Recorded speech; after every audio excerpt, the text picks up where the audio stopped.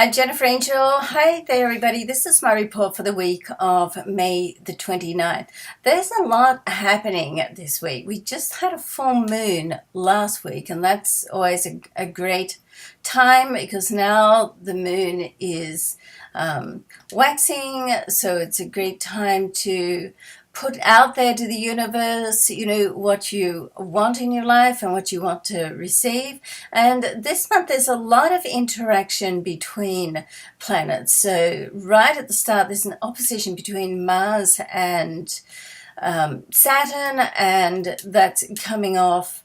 Mars is in Gemini, so Saturn's in Sagittarius, so it's mutable signs, and pretty sort of strong planets, these two, because the Mars is really go-getter and motivational, and the Saturn is more cautious and wants to sort of take a step back a little bit. So you want to try to work the energy together, okay, because they are opposite energies, but if you work them together, then they can really sort of be great, because the Mars can be a little bit impulsive, and the Saturn helps to pull the energy back a little bit, and being in the mutable signs as well helps just to be more open to other avenues, because Saturn really gets a little bit stuck in, what's going on, and, the attitude can be a little bit immovable. So in that mutable signs, it does open it up and allow you to sort of look at different options. Directly after, in midweek, Saturn is going to be sextiling Uranus, and so this can be like a trigger point. Anything to do with Saturn, and particularly when Uranus is involved, it's like the trigger point that can push things forward. It can also push you out of your comfort zone, okay? But there is a nice mix here with Saturn being in the educational, thinking, communicative, creative sign of Gemini, and Uranus being in the action-oriented sign of Mars is the ruler, and I'm looking at the sign and Aries, okay? So I just had like a total mental blank on that. And because it's with Mars and with Uranus in Aries, which is ruled by Mars, this is a great connection. I like this very much. It gets things moving. As I said, it can push you out of your comfort zone, but I like that. That's a good thing, because it really, sometimes, face it, sometimes we just need to be pushed out of our comfort zone, okay? At the same time, Mercury is going to trine Pluto, so there's a real need to, whatever you do this week, is to, number one, be true to you. Number two, make sure that to the best of your knowledge, you are repeating or being totally in integrity and repeating facts, not hearsay, fiction, or gossip.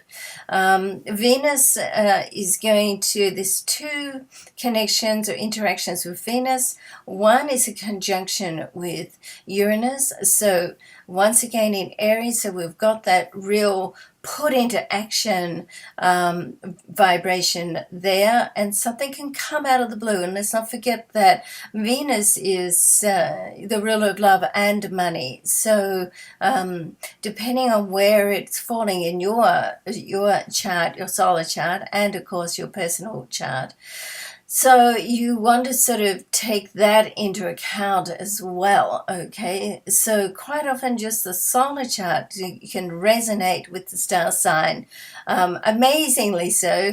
And, people say, how can it be the same for everyone? Well, you know what? It's about interpretation, so it's how you interpret it for yourself. So what I try to do is just give the overall energy and the vibration. Then it's up to you to interpret how that is in your for your sign. And sometimes it's going to be spot on, and other times it's not. I mean, and I feel that that's because of your personal natal chart comes into play as well. Okay. Now, the other interaction with Venus is with Saturn. So it's a trine with Saturn. I like this very much because, when Saturn and Venus are together in a favorable interaction like it is here, Saturn really helps to put down solid foundations and work towards getting things really set in place for the future. So it can also help you cut ties of the past and come to resolutions about what's gone on before. There's a very nice trine with the Sun and Jupiter as well, and this can open the door to open the doorway. It's with air signs, and it gets you thinking about what you want to achieve and attract in your life, not just for now, but for the future. So that really works in very well, I feel, with the Saturn and Venus interaction. And just to finish off, we do have a square. I mean, what would a week be without a square? But it's a soft square because it's between the Sun and Neptune, okay? But it is a message to make sure that you have the facts, okay? Do your own research.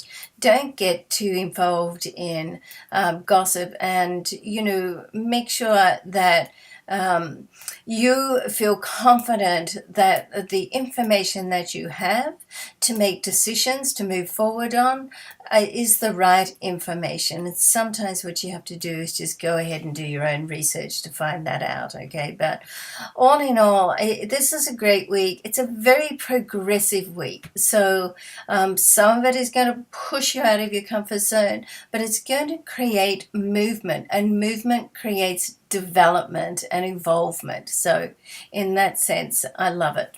So I hope you love it. I hope that we all have something fabulous that happens for us in this week.